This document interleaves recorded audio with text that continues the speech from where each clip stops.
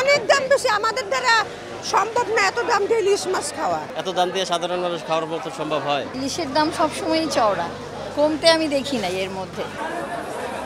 ভরা মৌসুমেও ইলিশের আকাশছোঁয়া দামে এভাবেই ক্ষোভ প্রকাশ করেন ক্রেতারা। অনেকটা তিক্ত অভিজ্ঞতায় সুস্বাদু এই মাছ না কিনেই ফিরে যান বাজারে আসা অনেক ক্রেতা।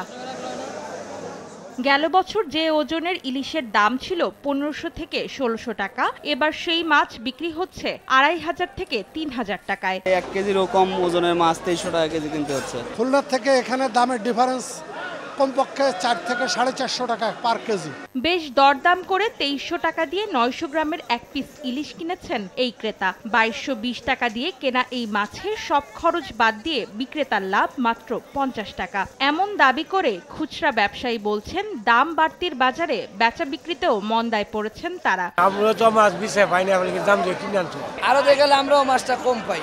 আরো দিয়ে 800 টাকা খরচ হয় মাছ আনতে, আর বাজারে বরফ দিই সারাদিন, এটা 2000 তেমনি খরচ হয়েছে। ব্যবসা দামের জন্য খারাপ, যে দাম কমতো ব্যবসা ভালো হইতো। বর্ষা মৌসুমেও কেন চড়া ইলিশের দাম? কারওয়ান বাজারের আড়তদাররা জানান, পর্যাপ্ত মাছ মিলছে না জেলেদের জালে, তাই চাহিদা মতো যোগান না থাকায় বেশিরভাগ ভোক্তার নাগালে আসছে না ইলিশের দাম। নদীতে মাছ না, এই জন্য দাম একটু বেশি। 1 কেজি 1200-1300 গ্রাম, এটা 2400 টাকা কেজি। 1.5 কেজি 2700-2800। 1 কেজি এটা হলো আমরা 2200 টাকা কেজি।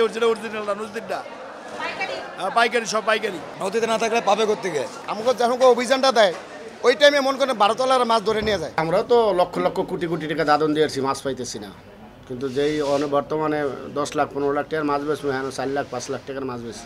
বিশেষজ্ঞরা বলছেন, একদিকে দূষণ, অন্যদিকে ইলিশ ধরার সঠিক সময় নির্ধারণে ভুলের কারণেই কমছে রূপালী এই মাছের প্রজনন। তাই প্রত্যাশা মতো ধরা পড়ছে না জেলেদের জালে, বাজারে কমছে না দাম। পানি দূষণ হচ্ছে, পাশাপাশি হচ্ছে উষ্ণ মৌসুমে নদীগুলোতে, উজানের নদীগুলোতে পানির পরিমাণ কম, তার পাশাপাশি মেঘনার মোহনাতে ডুবোচর তৈরি হয়ে যাওয়া, এবং যেটা হচ্ছে ফিশ ব্যানিং পিরিয়ডটাকে সঠিকভাবে ফলো না করা, অর্থাৎ ফিশ ব্যানিং পিরিয়ডেও মাছ ধরার সুযোগ থেকে যাচ্ছে।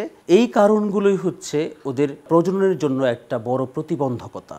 দেশে ইলিশের উৎপাদন সংকট কাটাতে ভারত ও বাংলাদেশে একই সময়ে নিষেধাজ্ঞা দেওয়ার দাবি মৎস্য বিশেষজ্ঞদের। অন্তরা সেন, সময় সংবাদ, ঢাকা।